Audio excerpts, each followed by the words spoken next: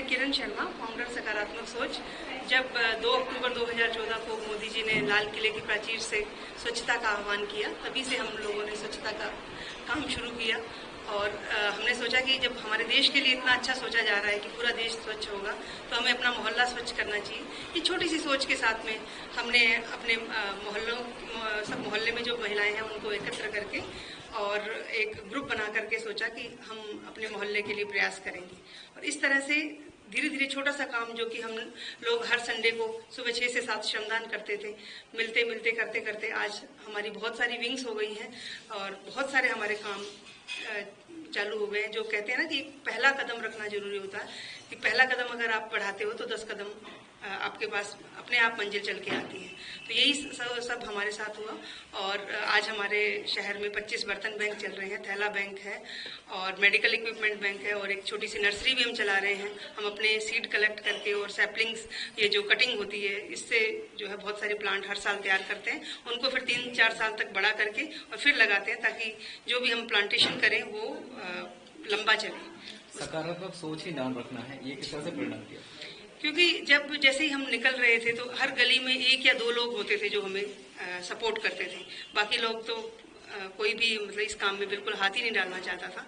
तो हम लोगों ने इसलिए सकारात्मक सोच नाम रखा कि भाई ये सोचो कि 10 लोगों में से एक तो आपके साथ है, 9 साथ नहीं है, वो नहीं सोचना आपको। जो आपके साथ है आपको उन्हीं को तवज्जो देनी है। और उसी सोच को आगे बढ़ाते हुए हमने इसका नाम सकारात्मक सोच रखा।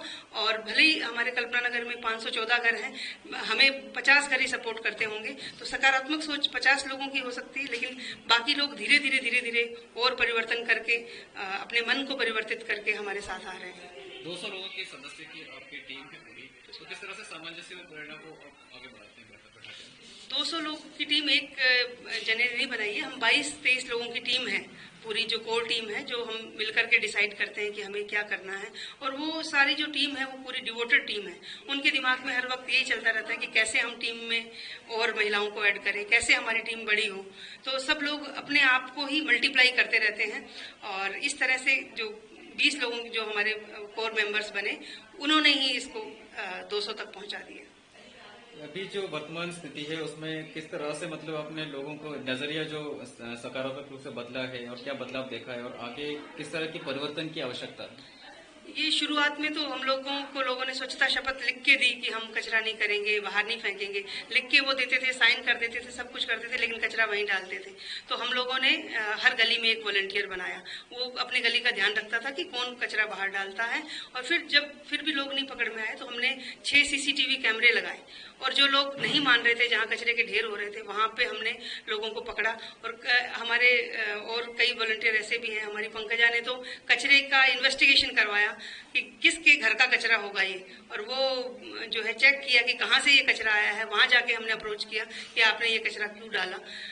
इस तरह से हमने लोगों को पकड़ा। और फिर लोगों को लगा कि हाँ, वास्तव में जब हमारा कैमरे में आ रहा है और हम लोग गलत कर रहे हैं, तो लोगों को फिर कुछ समझ में आई, तो लोग कम कचरा करने लगे। और हमारे साथ एक IAS जुड़ी है। उन्होंने बोला था कि कभी भी आप 70 ऊँटों को एक साथ नहीं बिठा सकते, तो 30 ऊँट भी अगर बैठ जाएं तो आप सोच लो कि आपका काम हो रहा है। और वही सोचकर हम आगे बढ़ते रहे। हमें जो असफलताएं मिलती थी उससे हम घबराए नहीं। हम लोग सोचते रहे कि कोई बात नहीं, धीरे धीरे सुधरेंगे। अब तक के जो सफर है आपके जो सकारात्मक सोच के, उसमें किस तरह से मतलब सफलता की ऐसी कोई कहानी है या ऐसी कोई बात है जिससे कि आपकी पूरी संपूर्ण टीम को जिस बात ने गहराई से प्रोत्साहित किया? ये हम लोग जो है जब घर घर जा करके हर घर में जाते थे और स्वच्छता शपथ लेते थे, तो कई लोगों को लगता था कि शायद कोई सेल्स गर्ल होंगी। कुछ लोग दरवाजा बंद कर लेते थे। और एक हम इधर 295 के आसपास जहाँ दुकानें हैं, तो वहाँ पे एक दुकान पे हम लोग गए और उसने कहा कि क्यों पागल हो क्या जो रोज रोज आ जाती हूँ।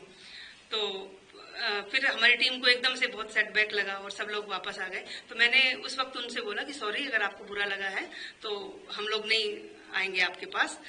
और हमारी टीम वापस आ गई। टीम को भी मैंने मजबूती देने की कोशिश करी कि नहीं, कोई बात नहीं, अपन को हर तरह के लोग मिलेंगे, हमें अच्छे लोग भी तो मिलते हैं, हमें अगर किसी ने ऐसा बोल दिया तो हमें घबराना नहीं है।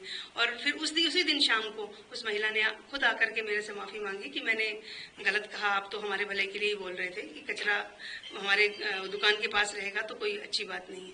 तो इस तरह से जो छोटी छोटी हमें बातें जो थी, लगा कि हाँ गांधीवादी तरीके से हम काम करेंगे तो हम सफल हो सकते हैं। और दूसरा, जब 24 सितंबर 2018 को मोदी जी ने हमारे काम के लिए ट्वीट किया तो भी हमें बहुत अच्छा लगा। उस दिन हमें बहुत प्रेरणा मिली कि जब हमारा काम जो है हमारे देश का प्रधान सेवक सराह सकता है तो हमें ऐसे काम को निरंतर करना चाहिए।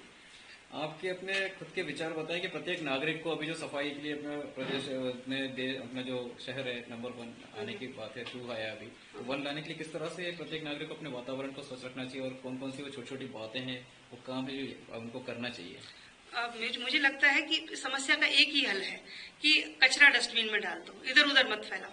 तो बाकी तो सारा प्रबंधन करता ही है काम, नगर निगम घर घर से आकर के कचरा लेता है। अगर हम उसे सड़कों पर नहीं फैलाएं, डस्टबिन में ही रखें तो सारी स्वच्छता अपने आप हो जाएगी। दूसरा, हम लोगों ने जब स्वच्छता शपथ ली थी तो उसमें एक बात सबसे लिखवाई थी कि भाई इतना वादा कर लो कि अपना 30 फुट कि अगर आपका घर 30 फुट चौड़ा है तो आप 30 फुट साफ रखोगे, 40 फुट चौड़ा है तो 40 फुट साफ रखोगे।